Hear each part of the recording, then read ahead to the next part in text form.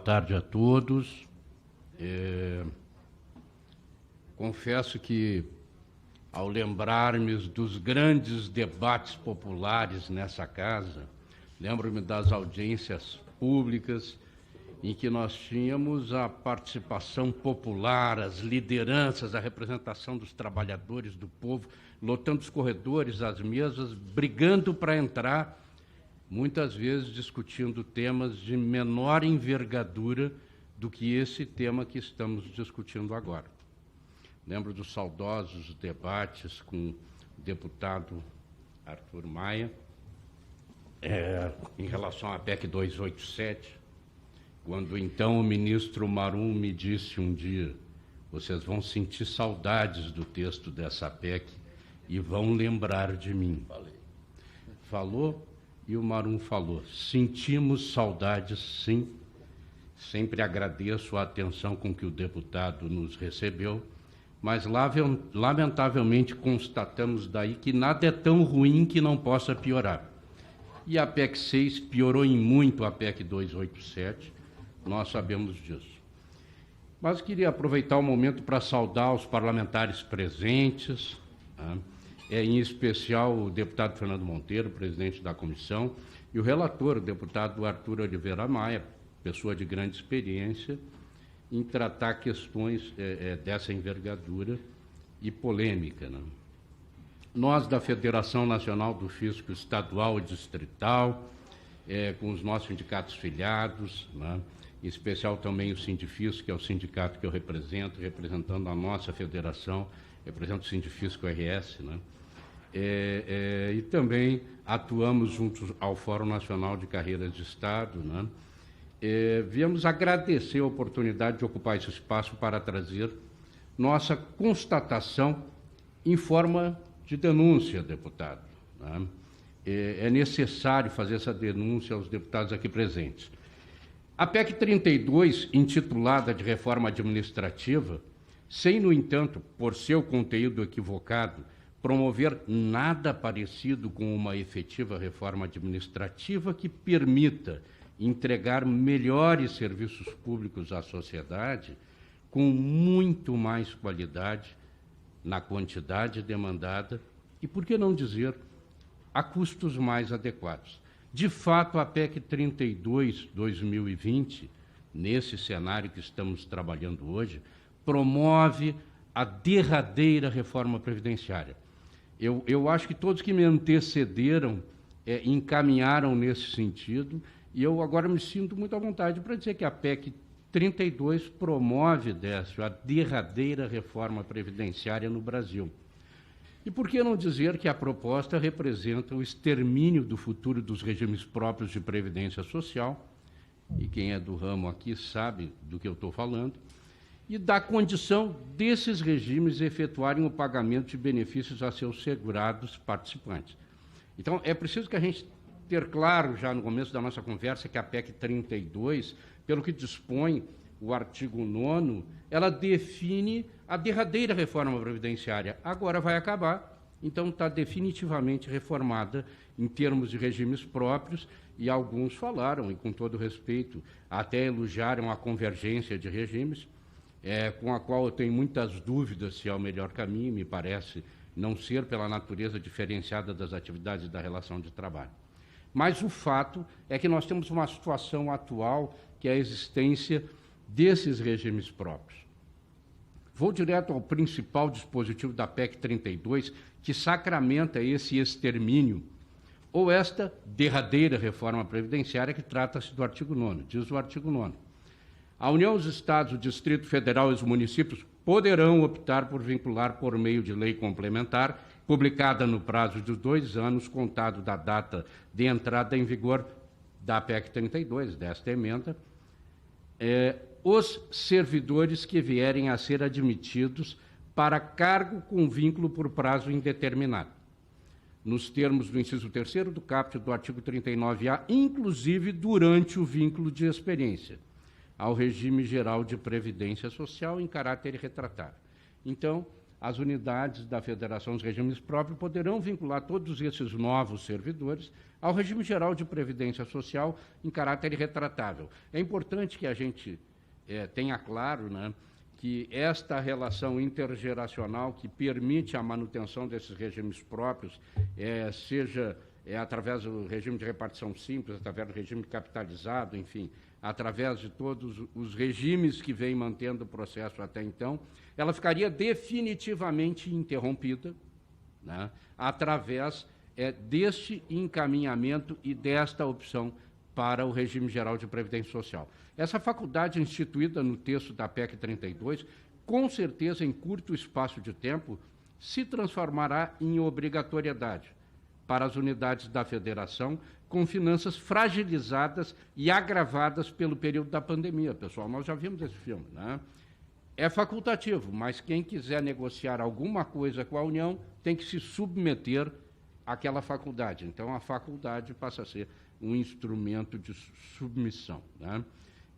As finanças fragilizadas e agravadas pelo período de pandemia, nada demorará para que programas de recuperação econômica a estados e municípios imponham regras, digamos assim, muito motivadoras de que todas as unidades da federação venham a exercer a faculdade constitucional de vincular a totalidade dos servidores entrantes no vínculo por prazo indeterminado, que pelo conteúdo da PEC representam de 80% a 90% dos servidores públicos. Entendam, o vínculo por prazo indeterminado, que é o vínculo sem estabilidade, vai abranger a predominância dos servidores públicos. Então, nada vai demorar para que esses servidores sejam encaminhados e para que essas unidades façam a opção por encaminhar esses servidores ao regime geral de previdência social, ao nosso INSS. Esses servidores nomeados para vínculo de prazo indeterminado não terão estabilidade, o que é veementemente defendido por alguns parlamentares. Mas há certeza de que a continuidade dos trabalhos dessa comissão trará luzes a essa questão, para essa questão que tanto angustia a sociedade brasileira pela fragilidade e a falta de autonomia que ocorrerá a esses servidores. E vocês têm visto e acompanhado o histórico na nossa imprensa, o que aparece, pelo menos, o quanto essa fragilidade pode ser muito prejudicial à sociedade brasileira. Bem, esses servidores hoje são a espinha dorsal da prestação de serviço público aos brasileiros. São servidores da educação, são servidores da saúde que estão morrendo para salvar vidas, são todos os servidores administrativos, aqueles servidores que realmente estão em contato com a sociedade. O fato é que, na medida em que não houverem novos ingressos de servidores vinculados aos regimes próprios de previdência social, cessa o ingresso de novas receitas previdenciárias, faltando, então, a condição básica para pagamento dos benefícios aos atuais participantes dos regimes próprios de previdência. Não é segredo para ninguém que os atuais regimes próprios já carregam déficits atuariais relevantes, que em boa parte dos casos estão sendo objeto de negociação com os governos para resgatá-los parceladamente nos próximos 20 anos ou em prazo parecido, para regularizar a insuficiência dessa parcela de contribuição estabelecida na base do 1 por 1.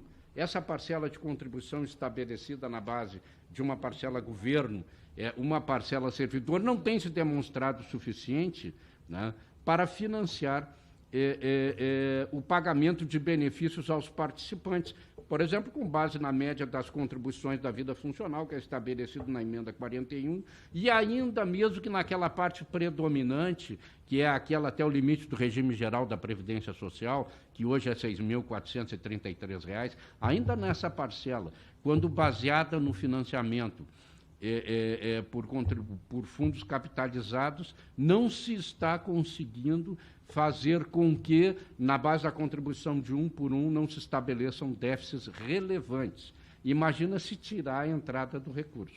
Uma vez direcionados os novos servidores para a contribuição ao INSS, o nosso regime geral de previdência social, cessará o oxigênio novo, cessará a entrada de novas receitas aos atuais regimes próprios. Assim, esses ficarão ilhados, ou como verdadeiras bolhas de compromisso público, com a única tendência de ingresso dos seus participantes na fase de pagamento de benefício. Ou seja, a única tendência é ter despesa, a única tendência é a cristalização dos déficits e o aumento através da entrada dos participantes na fase de pagamento de benefício, estando todos fadados à acumulação de déficits relevantes a serem financiados pelo erário.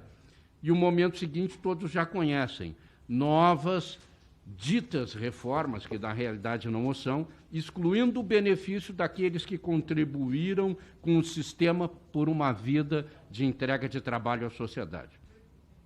Fica a grande pergunta que a PEC não nos respondeu. Quanto será o custo dessa transição dos servidores públicos para o regime geral de previdência social do INSS? O custo de transição tem um custo, né? Então, nós vamos barrar aqui e agora vamos fazer uma opção pelo regime geral de previdência social e o mundo aqui atrás deixa de existir. Não, o mundo aqui atrás vem sobre nós ou nós vamos jogar ele num abismo. Mas esse número, deputado, tem que aparecer na proposta da emenda 32.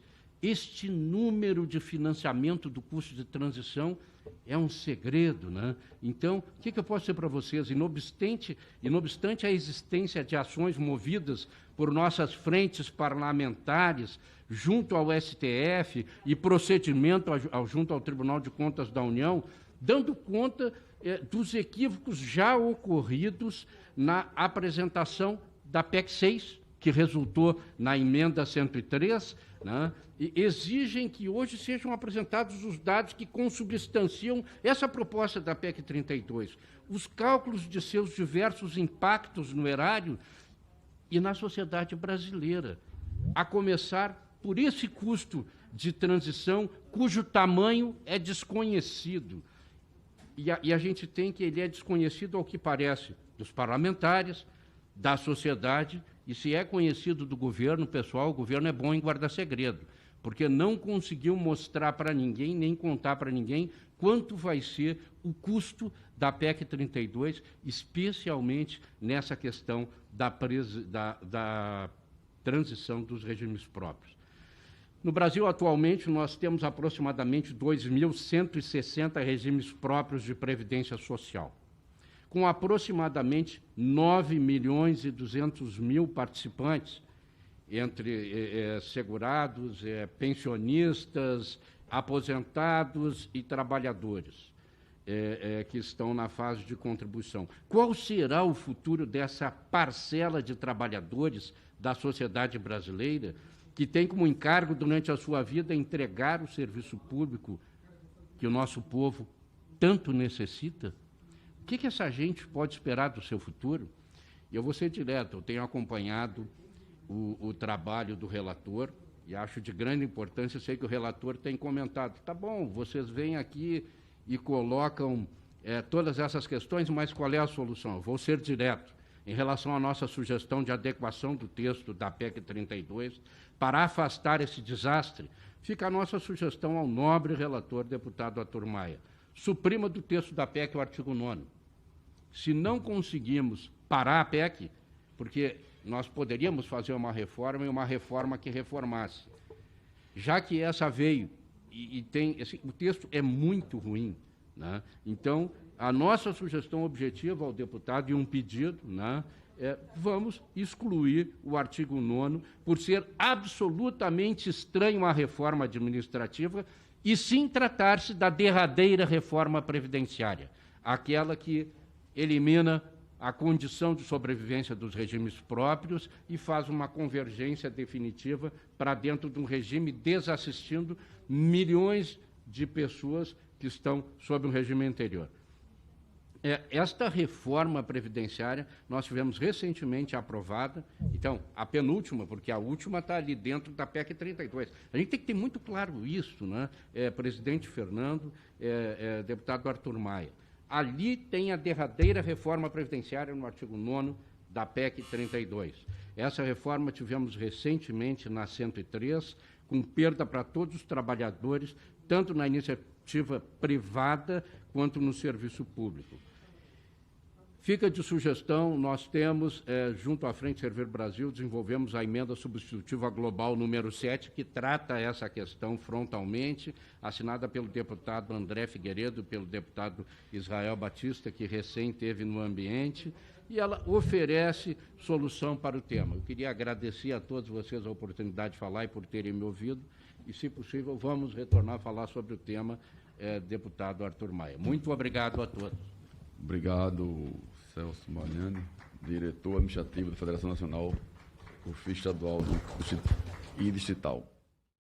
Eu quero dizer que agradecer a todos que aqui trouxeram as suas palestras. Eu achei realmente hoje nós tivemos aqui contribuições significativas.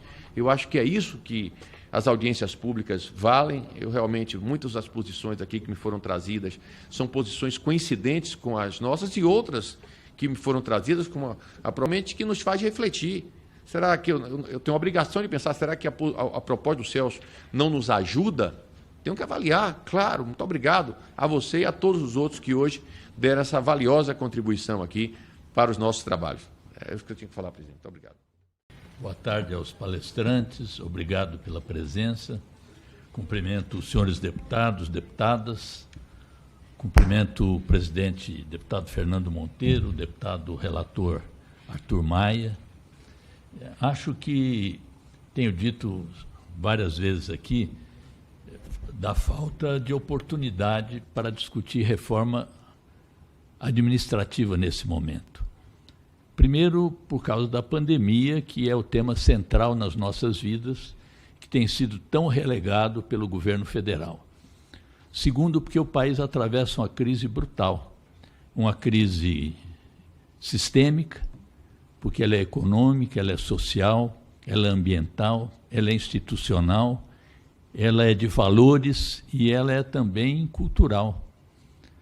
Retrocessos visíveis na cultura, nos comportamentos. Então, sob esse aspecto, nós deveríamos estar gastando tempo, investindo o nosso mandato, aquilo que a população nos confiou, em outra temática. Mas como o tema está posto pela maioria, pelo governo, o nosso papel aqui é duplo. Primeiro, por considerar que a reforma é inoportuna e não é boa, o texto que vem do governo, trata-se de tentar fazer maioria para derrotá-la. Em segundo lugar, se isso for impossível, tentar minorar os danos. E, nesse aspecto, as audiências públicas têm dado muitas contribuições, seja para ressaltar a inoportunidade, mas seja também para trazer contribuições para minimizar os danos. E, nesse aspecto, a audiência de hoje contribuiu bastante. Creio até, deputado Arthur Maia, que foi sincero de Vossa Excelência, como não poderia ser de outra maneira, se tornar sensível a alguns dos temas aqui mencionados. Em particular, quando o senhor Celso Malhani, fala da importância de revogar o artigo 9º, quero crer que Vossa Excelência, pelo menos acho que entendi assim, que Vossa Excelência estaria disposto a expungir do projeto esse danoso artigo 9º aí. Quero dizer também, senhor Celso Malhani, que a falta de avaliação de impacto, qual é a economia e quais os impactos se aprovar dessas mudanças na Previdência, nós já cobramos aqui do ministro da Economia, que inclusive se comprometeu a mandar os dados, porque qualquer projeto de lei, já não digo nem PEC, que venha sem avaliação de impacto econômico-financeiro, ele é por si só inepto, deveria ser rejeitado. Mas nós aguardamos até hoje e esses impactos, esses estudos não vêm. Se eles existem, estão sendo escondidos. Se não existem, é mais uma prova de incompetência e de inadequação da pessoa à função.